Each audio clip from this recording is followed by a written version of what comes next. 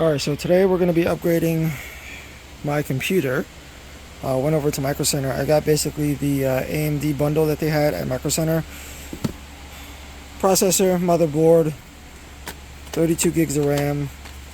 This bundle was like $180 off. And then also got an upgraded power supply. And so basically what was happening was I was slicing the G-code files of my computer for all the minis, and like when you multiply and fill up a build plate full of minis and you try to slice it, it would take like almost 1 minute for the entire bed to slice. So we're just going to replace my all these components that I just bought into my tower. It's about a year and a half old, so hopefully this stuff solves that issue, because waiting around for these models to get sliced is a very big time sink. Alright, we got 2 bags full of damaged 3D prints, layer lines, issues with, well, this one's probably garbage, but we're going to our retail location and we're gonna, oh, there's my son, we're gonna go drop these off there. And what we do is we sell these for like $1, $2, you know, completely damaged prints, just to recoup some money. Alright, so when putting this bad boy together, everything was in. This was my old heatsink. And so the heatsink, the screws, when you put the heatsink on, are not long enough to attach onto these the holes here. There's no brackets that came with the motherboard, and unfortunately I think it's just outdated. So we went on Amazon and bought this new one, next day delivery. So we're gonna get this bad boy installed. I think the screws here should be able to reach the processor. Alright, so the new heatsink with the brackets, the screws fit perfectly onto this motherboard. I like that it's a matte black here, so cool. Alright, so this guy came in clutch. Luckily I got this overnight shipping. Got the new one installed. So here's how it looks in the tower. Nothing too crazy. Kept my old 3080. And so basically reconfiguring everything cost me close to $550, replacing the motherboard, the CPU, and then also upgrading the RAM on here. I also picked up a LG monitor from Costco. So this is my workstation now. Everything's all set up. Alright, so throughout the day, I also post a lot on TikTok and Instagram and social media, like my short content stuff. I basically just take my phone here and I walk around and I just record on my phone. Nothing too crazy, but I try to do this, at least get 3 videos out per day on my accounts. If not, I try to just record and save it as drafts. But it's very important that I do this every day, just so I don't forget. It's very easy to forget, but I try to do this the first thing I come in. And then obviously I also record here for YouTube. But yeah, we switched over every single one of the A1s that are printing the minis, and I couldn't be happier. I just ordered another 20, and so yeah, all of these have been switched over. And so we're doing a lot of Halloween themed prints, as you saw earlier. This is the Witch and Cauldron. I believe this is from Flexi Factory, I think. I'm not entirely sure, but I'm pretty sure it is. We have some other stuff going on here. This is the Infested Dragon, not quite done yet. Unfortunately, this piece here already came off the build plate. It's using the damn gold texture PI sheets. I gotta wait for the damn cryo grip sheets to come in, but I actually really hate these gold PI sheets.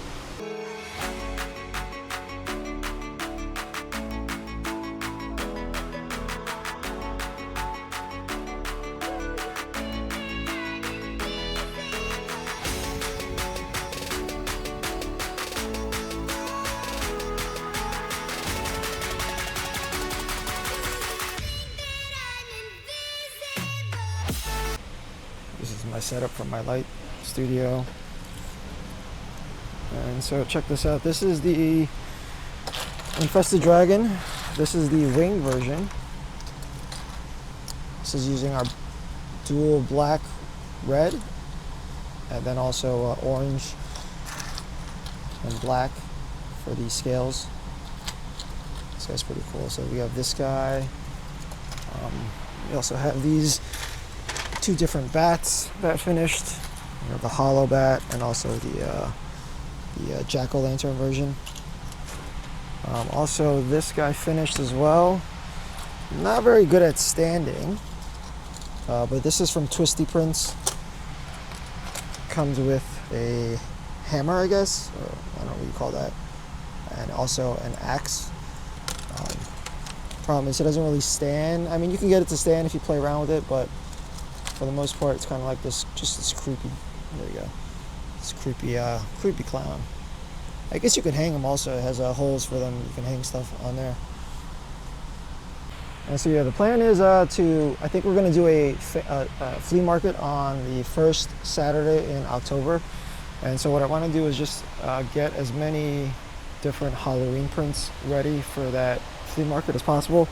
For the most part, we have like 6 or 7 printers printing Halloween stuff. 1, 2, 3. Let's go down here. It's 4. We have our 3X1 carbon. So we have about 10 printers just printing Halloween themed stuff, and then the rest of the farm is printing things that we are sending to FBA, to Amazon, that we're gonna stock up for Q4. So non-Halloween items, our dragons, our dragon eggs, and other things that we're selling. Our mini packs.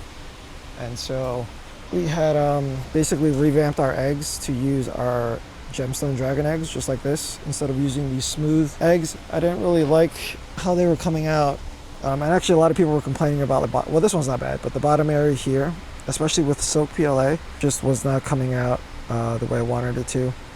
And I tried everything, slowing it down, changing the wall temperature, classic, arachne. The weird thing is some of the printers would be fine and the other ones kind of had issues. So I just decided to switch everything over to these. These are ready for our dragons already, so I figured why not just use the same eggs for our mini packs, just to streamline everything. That way we don't have 2 different designs of eggs going on. This is our Halloween, so we have the skeleton, all the stuff lives here. Probably bring this up to the fair as well, or to our flea market. And so let me know what you guys are printing for Halloween. Leave a comment, maybe if you guys have any suggestions on other creators that I can look at that have cool Halloween designs.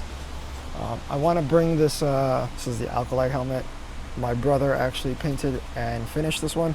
Unfortunately, it's a bit too small to actually fit on your head, so I might just bring this one as a display to see if people, just to like draw people in to the booth. And let me know what you guys think. All right, this was like my first batch on the cryo rip build plates. I decided to scale a lot of the animals down a little bit, and unfortunately the scaling was too small. So all of these, I let them finish, but they're too small. So I ended up going back and scaling these a little bit bigger, just because I don't want there to be a lot of room in the egg. So these, I don't know what I'm gonna do with these. Maybe I'll give them to my wife to sell at her store, or we'll bring these maybe to the flea market as well, so people could just like, I don't know, maybe grab a handful for like $5 or something like that. We'll see. And on a side note, I decided to set this printer up right here. I was able to reuse this spool holder. I was using this for like 3 kilograms spool. Luckily this fits the 4x6 labels that UPS gave me in this roll, so this is perfect. I'm just using up the labels that came with the thermal printer, and so once that's done, we'll swap over to the UPS rolls. I decided to put the shipping station here instead of over there on the FlexiSpot desk. This works fine. I can just print my labels and a packing slip, and then I'll know exactly what I need to go pick and pack. Alright guys, that's going to do it for this video. Nothing too crazy going on. My wife just left to go on vacation for a week, so I'm stuck with the kid for the entire week, so I probably won't be posting any new videos for the next couple days. I will try to get on schedule and post some more content when she returns. But yeah, nothing too crazy going on right now. We're just stocking up on some Halloween themed prints. And yeah, I'll see you guys in the next video.